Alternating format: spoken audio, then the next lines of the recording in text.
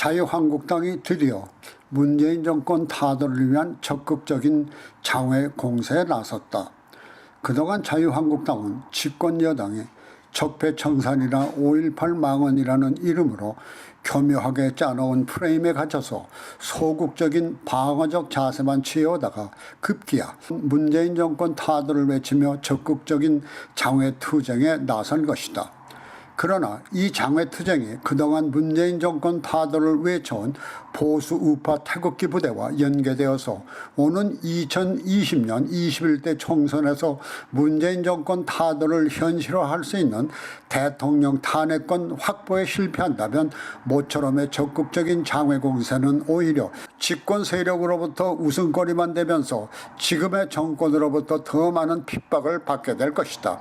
그것은 이번 자유한국당의 장외투쟁에 벌써부터 집권 여당인 더불어민주당은 태극기 부대의 적개심에 의존한 채 극우화되는 것이 공당으로서 옳은 것인지, 과연 그런 전략이 성공할 것인지 고민해보라며 비웃고 있다.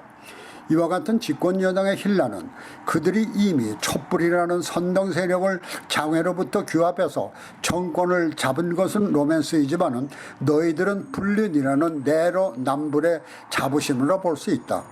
그러나 한편으로는 자유한국당의 장외 투쟁이 좌파에서 비하하는 보수 꼰대뿐 아니라 이제는 청년층마저 등을 돌리며 촛불보다 더 거세지고 있는 태극기 부대에 대한 불안감과 함께 자유한국당의 장외 투쟁이 이들과 연계되며 21대 총선에서 계속 실패만 거듭하고 있는 지금의 정권 타도라는 공감대가 형성된다면 그들도 전 정권의 비극을 맞지 않을 수 없을 것이라는 초조감도 있을 것이다.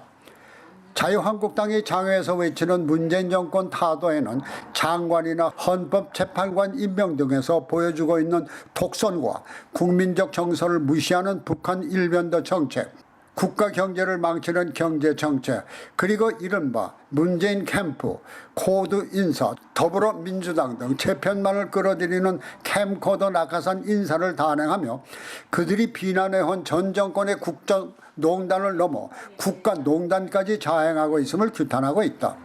그래서 만일 자유한국당이 21대 총선에서 대통령 탄핵을 위한 의석을 확보한다면 지금의 정권은 2020년대에 막을 내릴 것이다.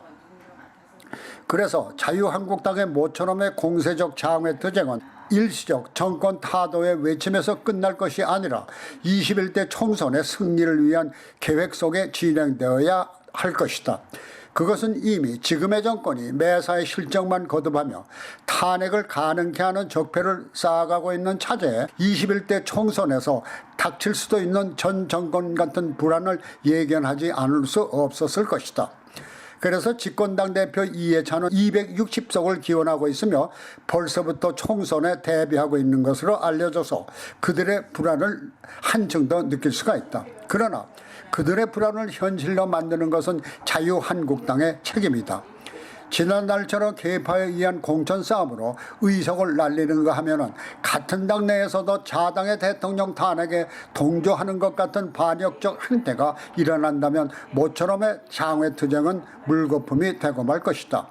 이번 장외 투쟁이 지난날의 실패를 되돌아볼 수 있는 기회와 함께 탄핵권 확보를 위한 의석수 확보라는 명분을 살릴 수 있는 21대 총선의 준비가 필요한 시점이다. 따라서 자유한국당은 이번 장외 투쟁이 오는 2020년 21대 총선을 위한 시험의 광장임을 명심해야 할 것이다.